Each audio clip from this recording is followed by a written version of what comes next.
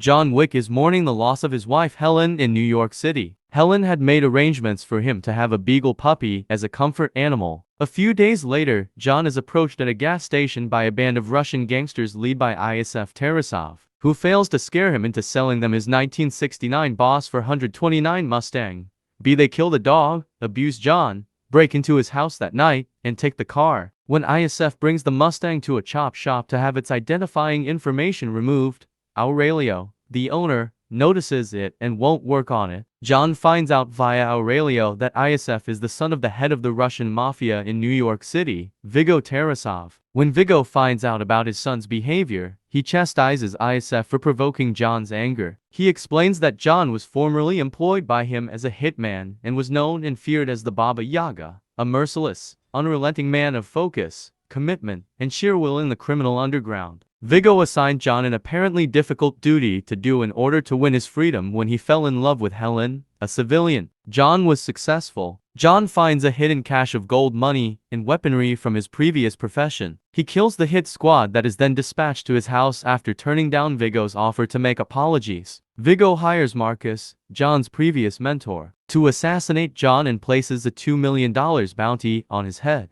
John stays at the Continental, an opulent hotel that acts as a haven for the underworld and prohibits carrying out illicit activities. John's old buddy Winston, who owns the hotel, tells him that ISF is at a nightclub called Red Circle. After John sneaks inside Red Circle and confronts ISF, he is attacked by Kirill, Viggo's goon, and must flee to the Continental in order to receive medical attention. Miss Perkins, a hitwoman, enters John's room covertly while he is sleeping. John wakes up and subdues Perkins after Marcus spots her from a nearby building and fires a warning shot to notify him. Perkins reveals that Viggo has hidden a valuable cache in a cathedral and has increased the prize for her to kill John in the hotel. In an attempt to secure Perkins, John employs Harry, another hitman, but she kills Harry and flees. John destroys Viggo's large blackmail stash and cash stockpile at the chapel. John attacks Viggo and his men when he comes to see the damage, but Kirill's car strikes him and takes him into custody. John promises Viggo that he will not give up until ISF is dead, since the puppy offered him hope and the ability to share his pain for Helen with someone else. Marcus steps in to help John once more after he kills Kirill and threatens Viggo to divulge where ISF is hiding in a safe house. ISF is killed by John when he attacks the safe house. Marcus urges John to go back to his regular life. As Perkins sees this, he tells Viggo about Marcus's deceit, and Viggo has him tortured and executed. John gets a call from Viggo, who teases him with the information and drags him back to the city. After having Perkins put to death for disobeying the Continental's regulations,